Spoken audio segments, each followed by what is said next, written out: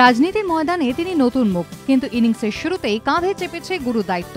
তাই দায়িত্ব সামলাতে কোমর বেঁধে নেমে পড়েছেন বালির তৃণমূল প্রার্থী বৈশালী ডালমিয়া, প্রাক্তন ক্রিকেট প্রশাসক জগমোহন ডালমিয়ার কন্যা। কিন্তু শুধু কোমর বাঁধলেই তো হবে না, স্বাস্থ্যের দিকেও নজর দিতে হবে। তাই সুস্থ থাকতে হালকা খাবারই পছন্দ বৈশালী ডালমিয়ার। ঘুম থেকে উঠে লিকার চা আর বিস্কিট, দুপুরে শুধু ফল, যদিও রাতের মেনুতে ভাত, রুটি, মাংস সবই চলে। সকালবেলা আমি খুবই কম খাই। সকালবেলা সকালে আমি এমনি সকালবেলা খুব ভোরেই উঠি, 6টা নাগাদ উঠি, যাতে ফিট থাকি। কম খাওয়া দাওয়া করলে সারাদিন কাজকর্মের মধ্যে ভালো করে করা যায়, এই জন্যই আর কি কম খাওয়ার মধ্যে দিয়েই থাকি। খাওয়া নিয়ে তেমন বাজবিচার নেই বৈশালীর, ফলে দিনভর প্রচারের ব্যস্ততার মাঝেও খাওয়া নিয়ে সমস্যা হয় না তার। রাস্তা থেকেই ফল কিনে সেরে নেন মধ্যাহ্নভোজ।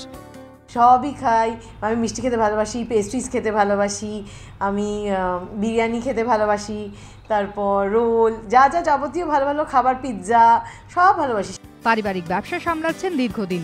এবার ভোটের ময়দানে অচেনা পরিবেশ, দিনভর ছোটাছুটি, মিটিং, মিছিল, তার মধ্যেও শরীরটা তো ঠিক রাখতে হবে।